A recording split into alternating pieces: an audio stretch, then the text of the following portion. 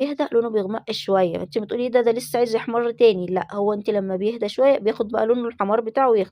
لو انا غمقته عن كده هيغمق قوي. فانا بحب الكحكة كده تبقى مظبوطة وفاتحة منورة في العين كده. تمام. عندي الكحكة بصوا من الجنب حتة ملبن طلع شوية بس مش مشكلة، مسحتش بهدلتش الدنيا عشان انا حاطة عليها ايه، حتة سمنة ولمها وعجنها كويس. هادي اول صاجة اهو طلع معايا. هسيبه يهدى ويبرد وبعدين عندي الصينية بتاعتي ديت. هبتدي انزل فيها الكحك علشان خاطر يهدى ويتهوى قبل ما اعبيه. ادي شكل الكحك بعد ما هدي وتهوى، ادي لونه وادي شكله، ادي اول صاج انا وريتهولكم. طبعا هو لما بيهدى شوية بقى بيبان حلاوته وبيبان جماله وبيبان لونه الطبيعي. تمام. واحدة واحدة بقى اطلع الصاج ده ادخل الصاج ده. ماشي النقشة ما ضاعتش اهي. طبعا ده ايه، ده الصاج التاني اهو. ماشي الاولاني تحت منه اهو. انا هاخد الصاج ده اخبزه.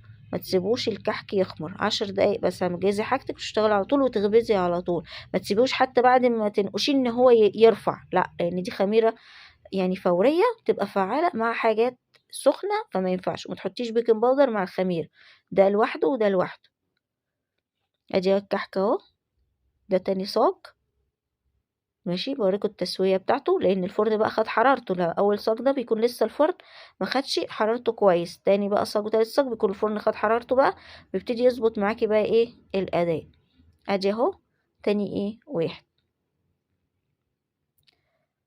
هنا انا كنت خلصت كل كمية الكحك. ماشي ونزلتها اهو، كنت بوريها لكم ايه شوفوا شكلها بعد ما انا ايه خلصت الخبز. دي كمية اللي طلعت عندي من ال2 كيلو. الكام واحدة دول طبعا ايه ما تبقى لهمش ملبن، فعملتهم ايه كحك كده اللي هو بيبقى مخروم من النص ده عشان يبقى معروف ان دول اللي هم كحك ما فيهوش ملبن. لو انت هتعملي كيلو دقيق بياخد ربع كيلو ملبن، لو انت هتعملي نص 2 كيلو دقيق بياخد نص كيلو ملبن. نص كيلو يا دوبك جمعة ال2 كيلو بس تبقى 4 5 وحيد اللي هو الكحك المخروم ده. تمام.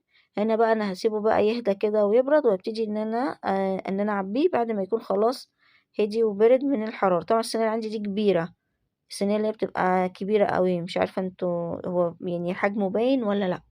ماشي. انا دلوقتي هبتدي ان انا اسيبه يتهوى لحد ما حرارته تطلع خالص، يعني اسيبه ساعة ساعتين كده. وابتدي ان انا ايه اجهز عشان خاطر ايه ان انا اعبيه في كيس جوه كرتونة. وابقى جاهز كده بالسكر وكده. تمام. هنا اهو خلاص برد وارتاح وكده ولونه بقى تمام وكويس. انا دلوقتي بقى جبت الكرتونة والكيس علشان خاطر ان انا ايه ابتدي ايه ان انا اسكره واعبيه يبقى جاهز وكده. طبعا لما بتسكريه وتسيبيه مدة وبعد كده بتقدمي بيبقى طعمه احلى من ان انتي حاطه له سكر يعني دلوقتي حالا ناوي يعني. ادي كيس اهو حلو معايا، وادي كرتونة كانت عندي كنت جايبة فيها الزبدة. ماشي فشيلتها علشان